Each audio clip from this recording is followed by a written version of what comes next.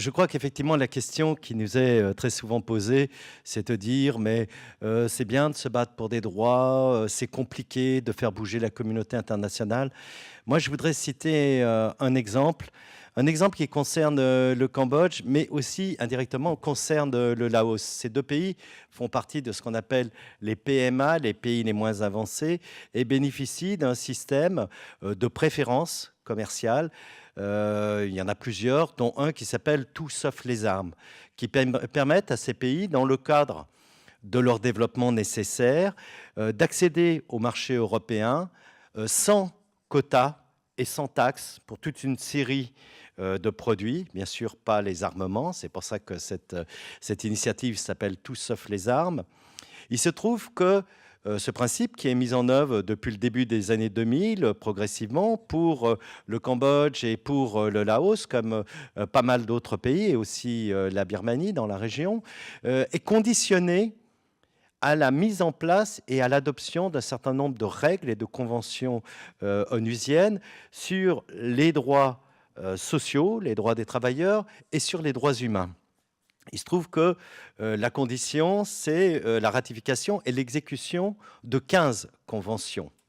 Parmi ces conventions, malheureusement, il n'y a pas la convention sur les personnes disparues et sur les disparitions forcées.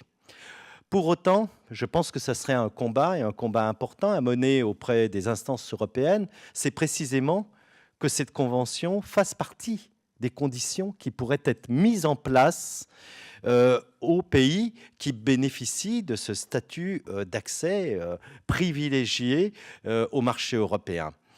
Je crois que c'est un instrument parce que après ce qui s'est passé à l'automne dernier au Cambodge avec le coup d'État, je dirais, juridique qui a été mené avec l'interdiction du principal parti d'opposition, certains pays se sont engagés, notamment les États-Unis, l'Union européenne, à des sanctions. Nous avons un certain nombre, je l'ai fait personnellement, rencontré la commissaire européenne chargée du commerce, Madame Cecilia Malmström, qui est suédoise, pour lui dire, mais nous sommes en dehors du respect des conventions qui régissent ces accords privilégiés.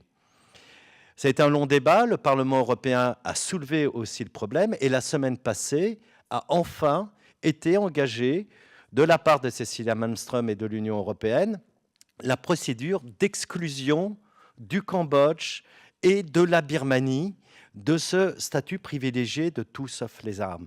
Donc je crois que nous avons moyen de peser, parce que l'on sait que c'est très important dans l'économie, par exemple, du Cambodge, même si ça permet d'avoir une croissance élevée, malheureusement, ça ne redescend pas vers les populations. C'est un certain nombre de gens qui s'accaparent cette richesse. On voit le rôle joué par la Chine, qui de plus en plus investit dans ces pays, aussi pour indirectement bénéficier de ces systèmes d'intérêt privilégiés. Je crois que nous allons, en tous les cas, moi en tant que parlementaire et avec d'autres, sensibiliser sur le fait que le statut privilégié dont bénéficie aujourd'hui le Laos dans le système tout sauf les armes doit être questionné, revisité, voire suspendu s'il n'y a pas un respect fondamental. Et se battre par ailleurs que pour les conventions onusiennes qui nécessitent ratification des États bénéficiaires de ce système de préférence, eh bien qu'on inclut la question des disparitions forcées. Alors, on va me dire c'est utopique, mais quand on voit, et je pense que Somoura Tulong et Sam Renzi qui sont ici peuvent en témoigner, le parcours qu'on a fait sur la question avec Madame Malmström et l'Union européenne sur l'application des conditions d'aide, eh bien, aujourd'hui, ça commence à se traduire concrètement. On le voit quand on lit la presse cambodgienne, l'impact que ça a auprès des autorités. Et je crois qu'il ne faut pas que nous nous dispensions d'utiliser ces instruments.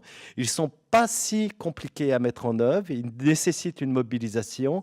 Et je suis sûr que leurs effets seront importants.